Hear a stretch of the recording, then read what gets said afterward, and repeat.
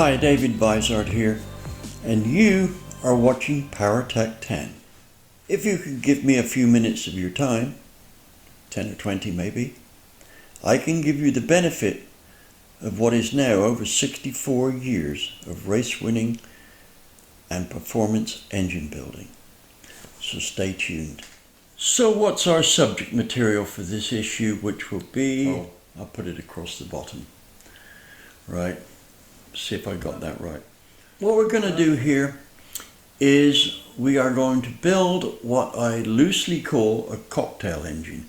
Now this is going to be done by the two Daves. That's Dave McLain and this Dave. Now, because actually I'm old enough that I should be called David, not Dave, or it implies youth and spirit and things like this. Well, Dave McLain's got that, right? I think he's like 50 going on 20, but anyway, and that's another point.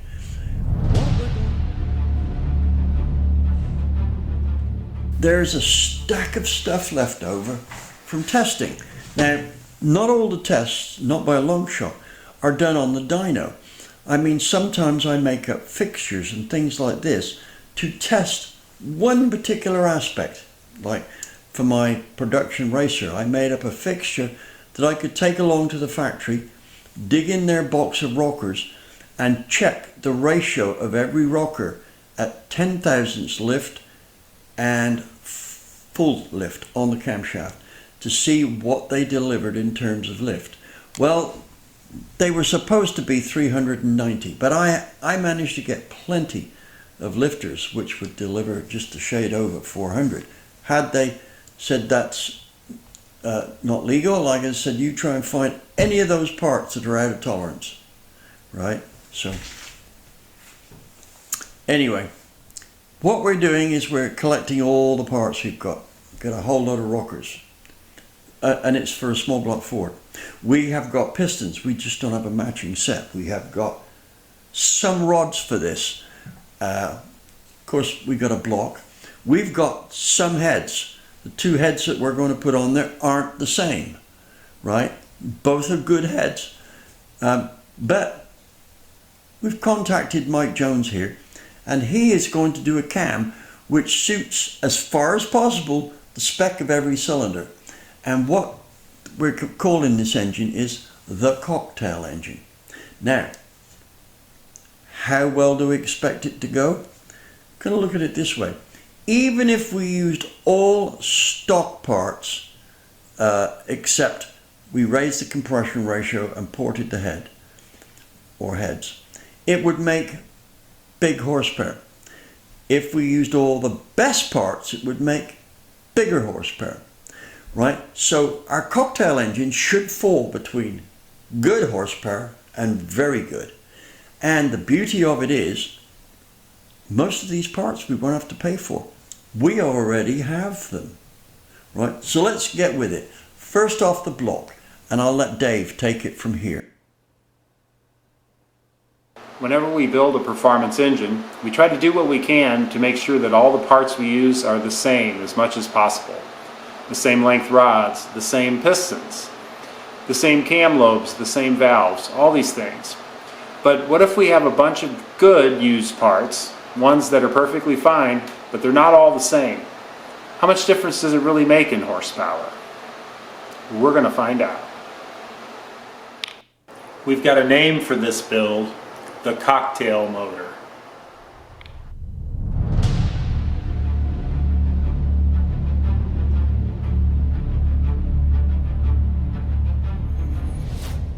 This evening, for a bit of fun, I decided to bring the small block Ford block that's going to be used for the cocktail engine build home and put it in my honing machine just to do a little bit of experimentation on the cylinders.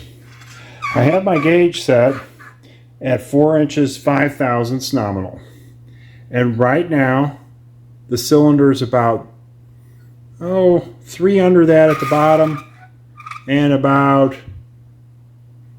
1.5 under that at the top. What I'm going to do is use my Sun and Diamond honing head to hone the cylinder to a nominal size of maybe 5/1000ths over and hone it to get it as round as I possibly can.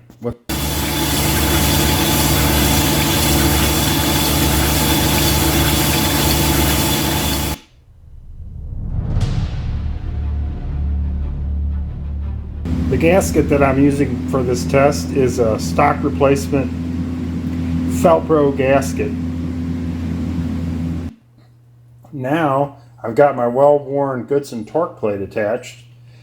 I know I'm just using 4 bolts right around the cylinder we're testing because I forgot to bring all my 7/16 head bolt washers home with me. But anyway, to give you an idea, we'll check in the same basic place in the cylinder where we tested before. And right now, our size is about 2/10 pulled in and on the thrust in the thrust direction. If we go non-thrust, we look about the same probably. Not a whole lot of difference. But if we go in line with the head bolt, now all of a sudden we're out around about 8/10.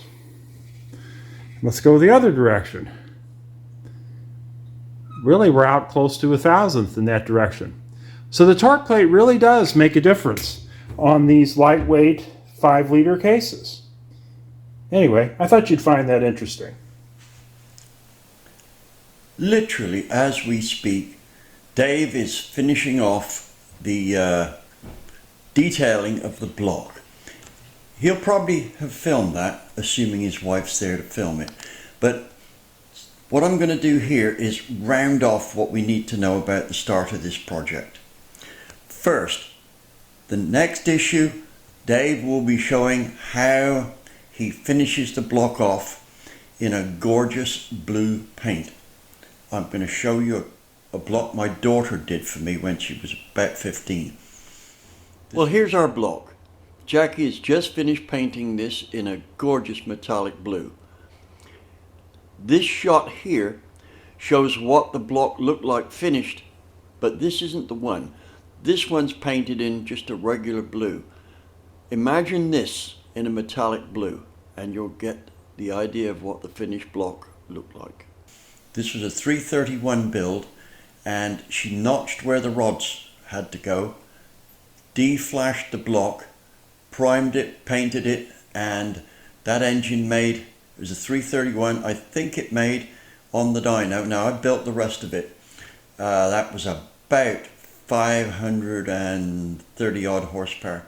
But anyway, one thing I do want to point out is the caliber of finish that we're going to put on this engine, because that's an important issue. First, let me establish how many horsepower we're shooting for.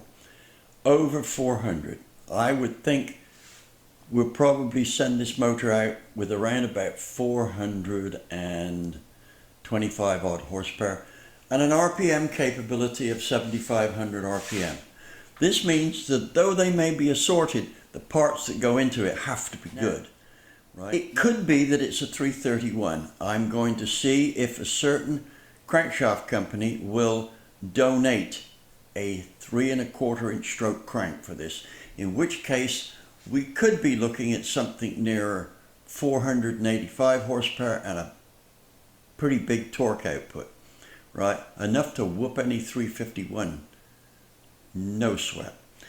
Now, let's see what we're short of. We don't have enough pistons. We've got 3 pistons at the moment.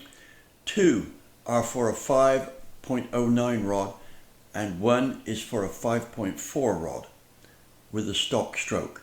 Now if we get a stroker crank, we're going to have to round up pistons. But I'll let you know on that. We're not short of heads. I've got a pair of heads here that have been ported. They're not the same. One's a 289 head. The other is a E7 TE head. I think I got that right. Both of them flow a lot of air. Both have been a pair of heads that have been dyno tested, and then one head's gone to replace a cracked one or something like that. But nonetheless, it's got 2 heads, different design, but dyno proven to be able to make horsepower, big time. And to be able to let the engine run down to low RPM. The intake manifold is almost certainly going to be a 2-plane item, and it's probably going to be the Performer RPM air gap. Distributor, well, I'm thinking that I'm going to put one of my favorite distributors into this, right? And that is one from Performance Distributors. It's an HEI. I like this because although I designed electronic circuits, believe it or not, I have wiring dyslexia. If I leave a design of electronic circuit that I've done for more than a couple of months, I cannot read the wiring on it. And it was my design, right? So I like these HEI ones. One wire to connect up. I mean, not even a klutz like me can go wrong with that. And here's the thing. I've been using Performance Distributors now for more years than I can think of. Well over 30. Never had a problem. Not once.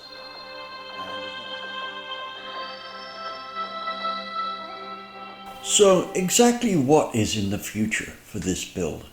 Well, actually, it's all about St. Jude's. About sometime early May, I had one of those evening get-togethers, which was of course live on YouTube, and we collected in 2 hours $1,500 for St. Jude's.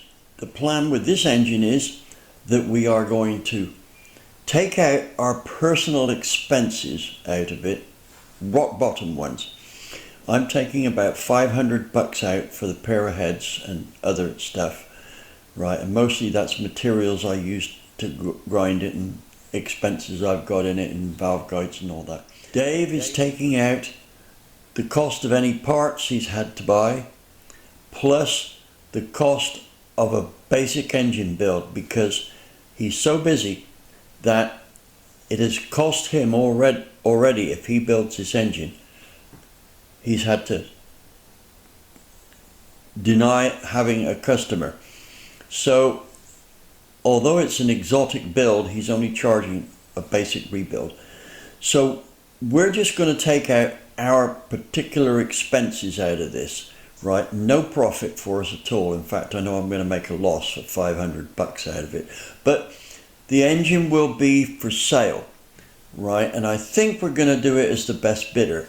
But also, we are going to have an opening day for the new shop, which I've been spending the COVID-19 era redoing here. Now that should be sometime towards about July, for beginning of July. And what we will be doing then is taking donations for St. Jude's. For now, this is the end of the video. Please like, subscribe, notify, share St. Jude's. Thank you for watching.